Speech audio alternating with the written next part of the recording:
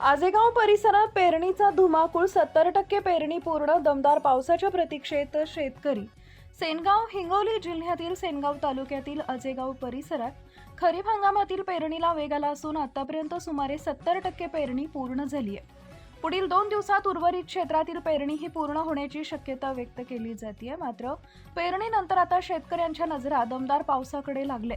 यंदा वेळेत झालेल्या पावसामुळे शेतकऱ्यांनी सोयाबीन, तूर, उडीद, मूग, कापूस आणि इतर खरीप पिकांची पेरणी मोठ्या प्रमाणावर सुरू केली आहे। शेतात दिवसभर ट्रॅक्टर, पेरणी यंत्रे आणि शेतकऱ्यांची लगबग पाहायला मिळत असून संपूर्ण परिसरात खरीप हंगामाची धामधूम सुरू आहे।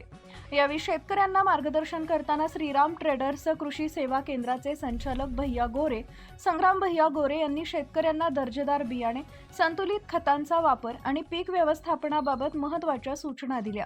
तसेच राजेश कृषी केंद्र आजेगावचे संचालक राजेश भाऊ भुक्तर यांनीही हवामानाचा अंदाज लक्षात घेऊन वैज्ञानिक पद्धतीने शेती करण्याचे आवाहन केले।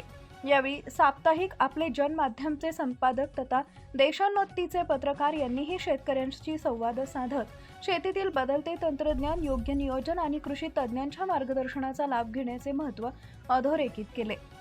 सध्या पेरणी जवळपास अंतिम टप्प्यात आली असली तरी पिकांच्या चांगल्या उगवणीसाठी आणि भरघोस उत्पादनासाठी दमदार व नियमित पावसाची गरज आहे। त्यामुळे आता संपूर्ण आजेगाव परिसरातील शेतकरी राजाच्या नजरा आभाळाकडे लागल्या असून लवकरच चांगला पाऊस होईल अशी आशा व्यक्त केली जाते। धुमाकूळ महाराष्ट्र न्यूज प्रतिनिधी प्रदीप वाघ, आजेगावकर। मी पत्रकार केशव भालेराव बोलतो। आज आमचे मित्र संपादक तथा पत्रकार प्रदीपरावजी वाघ साहेब यांच्या शेतात आज पेरणी सुरू आहे।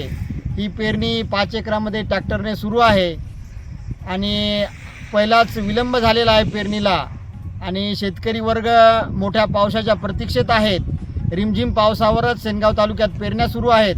आजेगाव परिसरात 75% पेरण्या पूर्ण झालेल्या आहेत आणि आता 2 दिवसात 100% पेरण्या होण्याच्या मार्गावर आहेत। यावेळी चांगले खत, चांगले बियाणे शेतकऱ्यांनी वापर करावे आणि एक कृषी केंद्रवाले जे तज्ज्ञ लोक आहेत त्यांचे विचार विनिमय घ्यावे अशी मी सर्व शेतकरी बांधवांना विनंती करतो।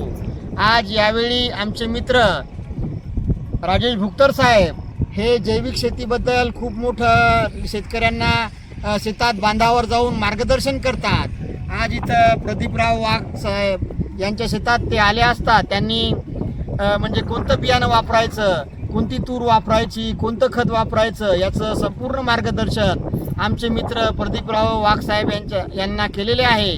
तसेच आमचे मित्र यांनी आता नवीन कृषी केंद्र टाकलेलं आहे ते आमचे मित्र संग्राम उर्फ भैया गोरे हे सुद्धा यावेळी उपस्थित आहेत। तरी शेतकरी बांधवांनी चांगली आपली जमीन सुपीक करून चांगल्या पद्धतीची पेरणी करावी। आता या महिन्यात भरपूर पाणी पडणार आहे तरी शेतकऱ्यांनी काळजी न करता आपल्या पेरण्या ताबडतोब आटपून घ्याव्यात। पहिलेच पेरणीला उशीर झाला आहे तरी सर्व शेतकरी बांधवांना मी विनंती करतो की सर्वांनी आपल्या पेरण्या आटपून घ्याव्या ही मी सर्व शेतकरी बांधवांना यावेळी प्रदीप वाघ यांच्यातर्फे विनंती करतो।